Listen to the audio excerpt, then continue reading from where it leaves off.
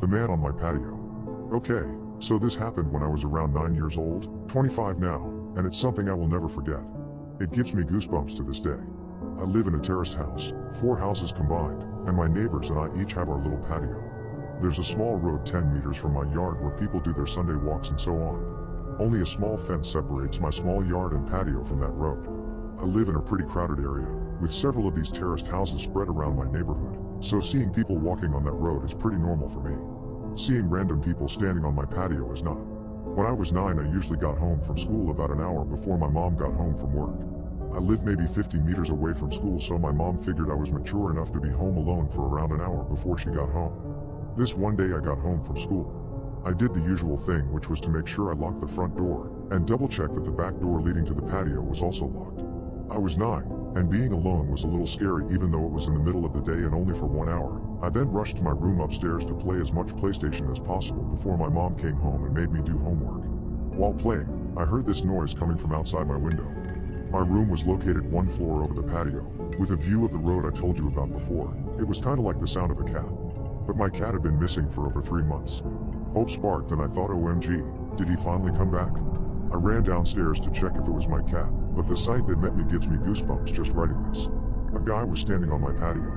A tall guy with black hair covering half of his eyes, making him look like a male version of the Ring women or something. I could hear him making high-pitched sounds, almost like a cat meowing. A brown liquid was running down from his mouth, and I could see him spitting out my dad's stomp cigarettes. He was eating from the ashtray. I was frozen observing this, but eventually snapped out of it, and screamed so loud that the man must have heard it. He didn't react, he kept on eating from the ashtray. I ran upstairs to my room, locked the door, and called my mom, who then called the cops. I've never been more terrified in my life. Laying in bed under my sheets, shivering with fear, I hear these creepy high-pitched noises from the guy eating cigarette stomps from the ashtray on my patio. I kinda blacked out for a moment, because the next thing I remember is the police arriving on the road by my yard. I hear them talking to the guy saying stuff like, "What are you doing? Get over here or we will come down and arrest you," and so on. He didn't respond, but the high-pitched sounds were more frequent and louder. I decided to look through the window, feeling safe now that the cops were there. I could see 2 police officers standing by my fence, 1 man and a woman. I did not see the creepy man, however, because he was standing directly 1 story under me in my field of view. The police jumped the fence, and I remember hearing the creepy guy screaming louder than anything I'd ever heard before. He charged the female police officer with full force, and he effing knocked her out cold. The male officer then immediately taxed the guy, leaving him shaking on the ground, screaming still. The policeman struggled to keep him on the ground while putting handcuffs on him, but eventually made it. After a while, he managed to wake up the female police officer, who seemed to be badly hurt. He called for backup and an ambulance, and then he sees me standing in the window above him. The expression on my face must have been something else, because he just looked at me and said, "I sure as hell hope you didn't see all that." I started to cry. By this time, neighbors started to arrive, wondering what the hell was going on. One of my neighbors, an elderly woman, made me come down, and she took care of me until my mom came back home. The police took the creepy guy with them in the car and left. Before they left, they promised to come back and talk to us about what had happened. This is where the story takes an unexpected turn. The male police officer came back later that night and sat down with me and my mom to talk. He explained that the guy on my patio was diagnosed with severe autism.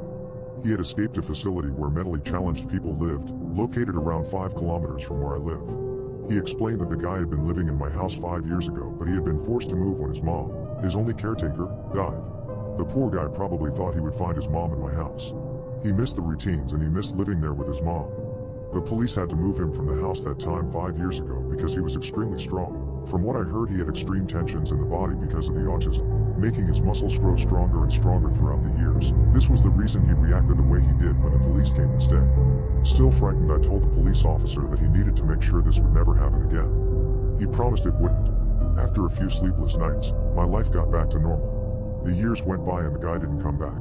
Until 1 year ago. At this time, my mom and dad had moved out. I bought the house from them and I'm still living there today. I was enjoying my morning coffee on the patio when I see this random guy stopping on the road by my fence. He just stands there, looking at me. I look at him and give him a nod. And then I hear the high-pitched noises. Holy poop, it's him. His hair had turned gray, but the high-pitched sounds made me realize. My heart started racing and I instantly remembered the reason why he was back. I realized that he must have managed to escape again. Because I kept my cool a bit longer than when was 9, I started to realize how sorry I felt for the guy. 16 years later and he was back to look for his mom. I decided to carefully ask him if he wanted to come down to the patio. He instantly jumped the fence. I started to think he would knock me out as he did to that police officer. He didn't.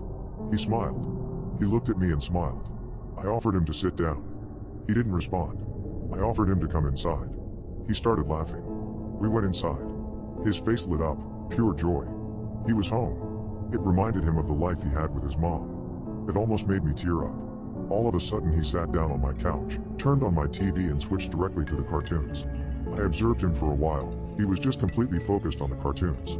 I just wanted him to enjoy the moment, so I didn't say anything to him. I realized I had to call the facility to let them know. The caretakers arrived 10 minutes later. After a lot of convincing, he got back up, crying, and they went back to the facility. I called the facility 2 days later. We made a deal. His name is Tom, and I now consider Tom my friend. Every Sunday from the day he returned, Tom and his caretakers visit me to watch cartoons. They say it's the highlight of his week. It makes my heart warm. Now, for several years my thoughts were let's not meet, the guy on my patio eating from the ashtray. Now my thoughts are let's meet every Sunday to watch cartoons, my friend Tom.